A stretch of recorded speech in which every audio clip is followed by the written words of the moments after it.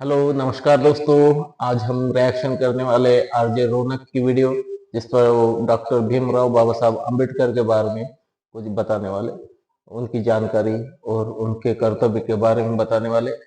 इस पर आज हम रिएक्शन देंगे। चलिए मिलते हैं वीडियो के एंडिंग में, तो करते हैं वीडियो स्टार्ट। दोस्तों, आज की वीडियो हर उस आदमी के लिए जिसे ये शिकायत है कि भगवान ने उसके साथ जस्टिस नहीं किया। ये वीडियो हर उस आदमी को देखना चाहिए। मैं तो कहता हूं अपने हर उस फ्रेंड से इसे शेयर करिए जो आज अपनी लाइफ में किसी भी वजह से लो फील कर रहा है। बात उस वक्त की है दोस्तों, जब भीमराव अंबेडकर जी छोटे बच्चे थे। ये वो वक्त था जब उनकी जाति के बच्चों को स्कूल जाने की इजाजत नहीं थी। चूंकि उनके पिताजी भारतीय सेना में सूबेदार के पद पर थे तो उन्हें स्कूल में एडमिशन मिल गया। लेकिन जब वो स्कूल पहुंचे तो उन्हें पता चला कि कोई और बच्चा उनसे बात ही नहीं करता, कोई उनके साथ खाना नहीं खाता। यहां तक कि स्कूल के जिस मटके से बाकी बच्चे पानी पीते थे, उन्हें उस मटके को छूने तक की इजाजत नहीं थी। स्कूल का रूल था कि बच्चों की सीटिंग जो है वो रोटेट होती रहती थी, मगर अंबेडकर जी को कभी बाकी बच्चों के साथ बैठने नहीं दिया गया। उन्हें क्लास की सबसे आखिरी लाइन में, जहां बाकी बच्चों के जूते पड़े होते थे, वहां पर अकेले बैठना होता था। यहां तक कि बैठने के लिए उन्हें दरी भी घर से लानी पड़ती थी। दोस्तों, एक पल के लिए आप इमेजिन करिए, 5-6 साल का एक छोटा बच्चा स्कूल पढ़ने जा रहा है और कोई उससे बात ही नहीं कर रहा। उस छोटे बच्चे को डर है कि वो किसी से टच ना कर जाए। उस बच्चे को यह भी पता है कि अगर मुझे स्कूल में प्यास लग गई तो कोई मुझे यहां पानी तक नहीं पीने देगा। ये बात मैं आज से 125 साल पहले की कर रहा हूं, वो भी उस बच्चे की जिसकी पूरी जाति में किसी को स्कूल जाने की इजाजत नहीं है। एक पल के लिए आप उस बच्चे के अंदर का डर महसूस करिए। आज हमारे बच्चे के साथ अगर कोई टीचर सीधे मुंह बात ना करे ना स्कूल में, तो बच्चे की हिम्मत नहीं होती कि वो अगले दिन स्कूल चला जाए, उसका कॉन्फिडेंस टूट जाता है। मगर बावजूद उस जिल्लत के बाबा साहब ने न सिर्फ अपनी पढ़ाई पूरी करी, बल्कि अपनी क्लास के बाकी बच्चों से बहुत आगे निकल गए। उनकी पढ़ाई की वजह से उन्हें वजीफा मिला, विदेश पढ़ने गए। वो अपनी पूरी जिंदगी में उन्होंने 3 PhD की, उनके पास 35 डिग्रियां थी। उन्होंने अमेरिका की कोलंबिया यूनिवर्सिटी से इकोनॉमिक्स में MA किया। उन्हें लंदन स्कूल ऑफ इकोनॉमिक्स से डॉक्टर ऑफ साइंस की उपाधि मिली। उन्होंने कोलंबिया यूनिवर्सिटी से डॉक्टर ऑफ लॉ की उपाधि उन्हें मिली। उन्हें टोटल 9 भाषाएं आती थी। लोगों का एक आध सब्जेक्ट में इंटरेस्ट होता है, मगर बाबा साहेब की अर्थशास्त्र से लेकर कानून और पॉलिटिक्स से लेकर सोशल साइंस जैसे विषयों में बराबर की पकड़ थी। कहते हैं जब उनकी मृत्यु हुई तो उनकी पर्सनल लाइब्रेरी में 35,000 किताबें थी। ये कहने में कोई अर्ज नहीं है दोस्तों कि पिछले 150 सालों के इतिहास में शायद ही दूसरा कोई भारतीय होगा जो इतना पढ़ा लिखा होगा। वो अक्सर कहते थे कि शिक्षा शेरनी के दूध की तरह होती है, जो जितना पढ़ता है वो उतनी तेजी से दहाड़ सकता है। इसके अलावा बाबा साहेब से जुड़े इतने किस्से हैं कि अगर मैं वो सारे किस्से कहानियां यहां बताने लगूं तो कई दिन लग जाएंगे। मगर मुझे पता है हैरानी किस बात की है। पता नहीं क्यों इस देश की पॉलिटिकल पार्टियों ने किस वजह से बाबा साहेब को सिर्फ दलित राजनीति तक ही लिमिटेड करके रख दिया है। आज की जनरेशन में बहुत सारे लोगों को लगता है कि शायद बाबा साहेब दलितों के ही नेता थे, दैट्स इट। सच तो ये है दोस्तों कि बाबा साहेब का जो इंटेलेक्चुअल लेवल था, अलग अलग इश्यूज पर जो उनकी राय थी, ओपिनियन थी, और वो जितने ईमानदार थे, ऐसी ईमानदारी तो पूरी इंडियन पॉलिटिक्स में किसी और नेता में नहीं दिखती। जैसे बाबा साहेब खुलकर कहते थे कि मैं गांधी को महात्मा नहीं मानता। 1953 में BBC को दी अपने एक इंटरव्यू में उन्होंने गांधी जी पर खुलकर अपनी राय रखी। बाबा साहब ने यहां तक बोल दिया कि मुझे समझ में नहीं आता कि वेस्टर्न वर्ल्ड गांधी जी को लेकर इतना बावला क्यों रहता है। उन्होंने यहां तक कहा कि गांधी जी एक रूढ़िवादी हिंदू थे जो वर्ण व्यवस्था में यकीन रखते थे। बाबा साहब ने उस इंटरव्यू में बताया कि गांधी जी ने अपने विचारों से लोगों को धोखा दिया। बाबा साहब ने उस इंटरव्यू में कहा कि गांधी जी ने अपने वक्त में 2 अखबार निकाले। हरिजन के नाम से एक अखबार अंग्रेजी में निकाला और दूसरा गुजराती में निकाला, जिसका नाम दीन बंधु था। बाबा साहब ने कहा कि अंग्रेजी अखबार में गांधी जी ने खुद को जाति व्यवस्था और छुआछूत का विरोधी बताया, क्योंकि अंग्रेज उस अखबार को पढ़ते थे और उन्हें अंग्रेजों के सामने खुद को खुले विचारों वाला दिखाना था। लेकिन गुजराती अखबार में गांधी जी के विचार बड़े रूढ़िवादी थे, क्योंकि गांधी जी को अच्छे से पता था कि जो इंसान गुजराती अखबार पढ़ रहा है, अगर उसे अपने पीछे लगाना है तो ऐसी ही बात उसमें लिखनी पड़ेगी। बाबा साहेब गांधी जी से इस बात से भी काफी नाराज थे कि जब भी अनुसूचित जाति की बात होती थी तो गांधी जी बस छुआछूत खत्म करने की और उन्हें मंदिरों में एंट्री देने की बात करते थे, जबकि अंबेडकर का कहना था कि इससे अनुसूचित जाति के लोगों का कोई भला नहीं होने वाला। आप उन्हें हर तरह से बराबरी देने की बात क्यों नहीं करते? जबकि गांधी जी का यह मानना था कि जो आदमी जिस जाति में पैदा हुआ है उसे पेशा उसी के हिसाब से चुनना चाहिए, और यह बात बाबा साहब को बिल्कुल पसंद नहीं थी। इसलिए वो गांधी जी को दकियानूसी यानी कंजर्वेटिव बताते थे।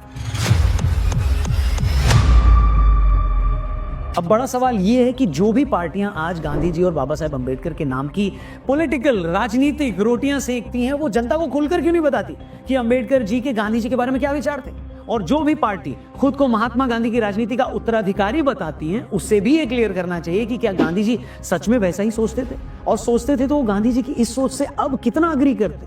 हैरानी ये है दोस्तों कि आज जो कांग्रेस पार्टी बाबा साहब के कथित अपमान पर इतना हल्ला कर रही है, वो ये बात क्लियर क्यों नहीं करती कि इन्हीं बाबा साहब को हराने के लिए क्या नेहरू जी ने बाबा साहब अम्बेडकर के खिलाफ दो बार चुनाव प्रचार नहीं किया। हम सभी जानते हैं कि बाबा साहब नेहरू की कैबिनेट में कानून मंत्री थे। जब संविधान बनाने की बारी आई तो पहले तो नेहरू जी चाहते ही नहीं थे कि बाबा साहब को संविधान बनाने वाली संविधान सभा में शामिल किया जाए। आपको बता दें कि उस टाइम कांग्रेस और नेहरू जी की तरफ से संविधान सभा के लिए 296 मेंबर्स चुने गए थे, मगर उसमें बाबा साहब को शामिल नहीं किया गया था। इसके बाद बाबा साहब उस वक्त के संयुक्त बंगाल से मुस्लिम लीग के सपोर्ट से जीतकर संविधान सभा में आए, मगर देश के बंटवारे के बाद बाबा साहब की सीट पाकिस्तान में चली गई तो उनकी मेंबरशिप भी कैंसिल हो गई, खत्म हो गई। मगर बाद में उन्हें संविधान सभा में शामिल कर लिया गया। अब हुआ ये कि जब संविधान बनाने की बारी आई तो बाबा साहब ये चाहते थे कि औरतों को भी आदमियों के बराबर का हक मिले, मतलब वो उस वक्त यूनिफॉर्म सिविल कोड लाना चाहते थे, मगर इसके लिए नेहरू तैयार नहीं थे। यहां तक कि बाबा साहब ये भी चाहते थे कि हिंदू कोड बिल लाया जाए ताकि हिंदू मैरिज एक्ट में जो गड़बड़ियां हैं उसे ठीक की जाए, मगर नेहरू इसके लिए भी तैयार नहीं थे। इसी से नाराज होकर बाबा साहब ने नेहरू मंत्रिमंडल से रिजाइन कर दिया। मगर कांग्रेस और नेहरू जी का गुस्सा इतने से शांत नहीं हुआ। इसके बाद बाबा साहब ने इलेक्शन लड़ने के लिए अपनी पार्टी बनाई। खुद बाबा साहब मुंबई नॉर्थ सीट से चुनाव में उतर गए, मगर नेहरू जी किसी कीमत पर भी बाबा साहब को संसद में पहुंचने नहीं देना चाहते थे। उस वक्त कांग्रेस पार्टी ने बाबा साहब के ही एक असिस्टेंट नारायण काजरोलकर को उनके खिलाफ इलेक्शन में उतार दिया। इतना ही नहीं, नेहरू जी ने खुद काजरोलकर के फेवर में 2 रैलियां की। यहां तक कहा जाता है कि बाबा साहब को पड़े वोटों में से बहुत सारे वोटों को खारिज करवा दिया गया और बाबा साहब वो इलेक्शन 17,000 वोटों से हार गए। मगर जो पार्टी आज बाबा साहब के अपमान की बात कर रही है, एक वक्त उसी पार्टी के प्रेसिडेंट और देश के प्रधानमंत्री बाबा साहब को हराने के लिए इतने उतावले थे कि उनके असिस्टेंट को ही उनके खिलाफ उतारकर उन्हें हरा दिया। न सिर्फ हराया बल्कि बाबा साहब के ही जूनियर के हाथों उन्हें चुनाव हरवा कर उन्हें नीचा भी दिखाया। आपको जानकर हैरानी होगी दोस्तों कि बाबा साहब की मौत 1956 में हुई थी और संसद के सेंट्रल हॉल में उनकी तस्वीर 1990 तक लगाई ही नहीं गई। बाबा साहब की तस्वीर संसद के सेंट्रल हॉल में तब लगी जब वीपी सिंह की सरकार बनी थी। एक पल के लिए सोचकर देखिए दोस्तों, बाबा साहब जिन्होंने उस वक्त अपनी मेहनत के दम पर वजीफा लेकर अमेरिका और ब्रिटेन के सबसे बड़े कॉलेजों से पढ़ाई की, जब वो भारत आए तो भी उन्हें अपने दलित होने की वजह से लगातार अपमानित होना पड़ा। बाबा साहब चाहते तो बड़ी आसानी से तभी देश छोड़कर ब्रिटेन या अमेरिका में बच सकते थे, लेकिन उन्हें अच्छे से पता था कि अगर मैं यहां से चला गया तो मेरे लाखों करोड़ों दलित भाइयों की लड़ाई कौन लड़ेगा। अगर मैंने इन लोगों को इकट्ठा नहीं किया, अगर मैंने भारत के समाज को नहीं हिलाया, उन्हें नहीं बताया कि हम दलितों के साथ क्या हो रहा है, तो ये और कौन करेगा। बाबा साहब अच्छे से जानते थे कि वो मां सरस्वती के विशेष पुत्र हैं। ये उनका फर्ज है कि वो अपनी समझ, अपनी हिम्मत से दलितों की ये लड़ाई लड़े। मगर ये देखकर बड़ा अफसोस होता है दोस्तों कि न तो गांधी जी ने उस वक्त उनकी बातें सुनी और समझी और न ही नेहरू जी ने उनका राजनीतिक करियर ही खत्म कर दिया, और वो भी उन बाबा साहब का करियर जो उस वक्त इतने पढ़े लिखे थे कि उस वक्त की पूरी कांग्रेस पार्टी के नेताओं की पढ़ाई लिखाई भी अगर आप मिला लेते तो भी उनके आगे वो कुछ नहीं थे।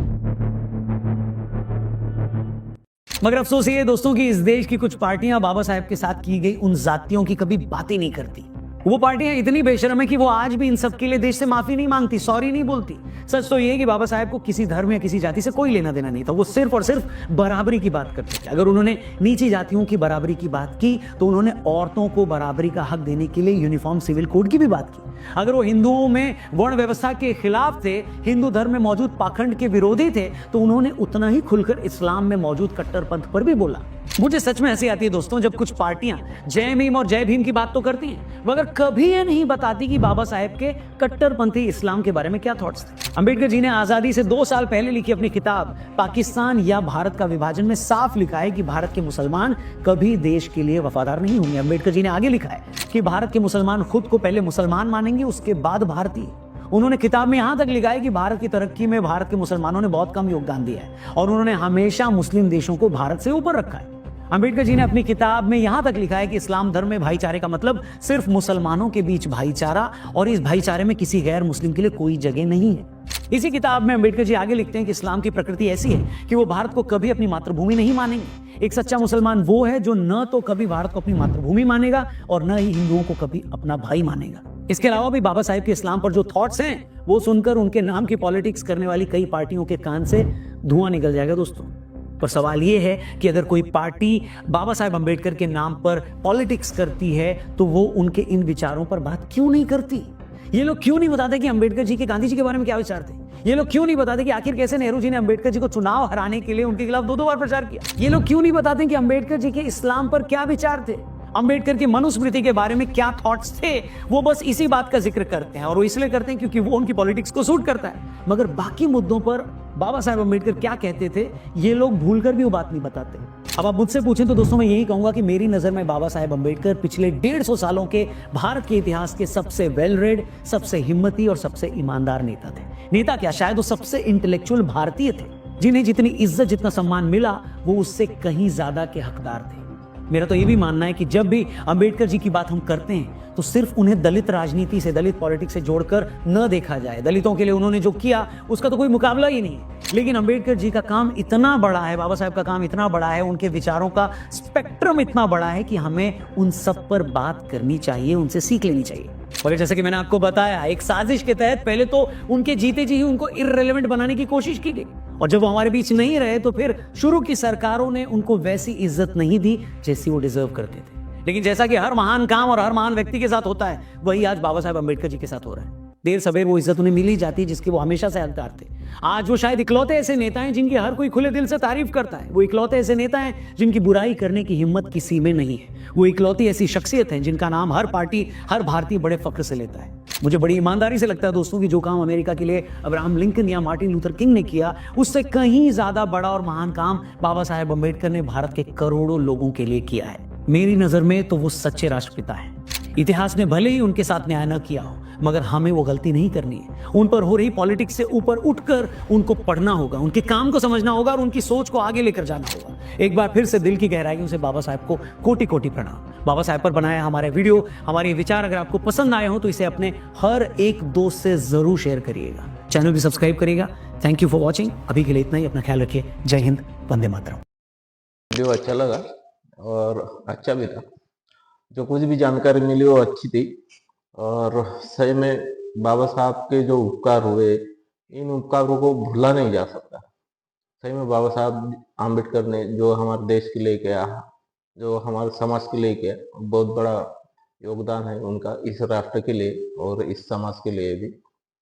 लेकिन ऐसा है कि कुछ राजकारण के कारण, पॉलिटिक्स के कारण उनका जो योगदान है वो देश के सामने उतना लाया नहीं गया।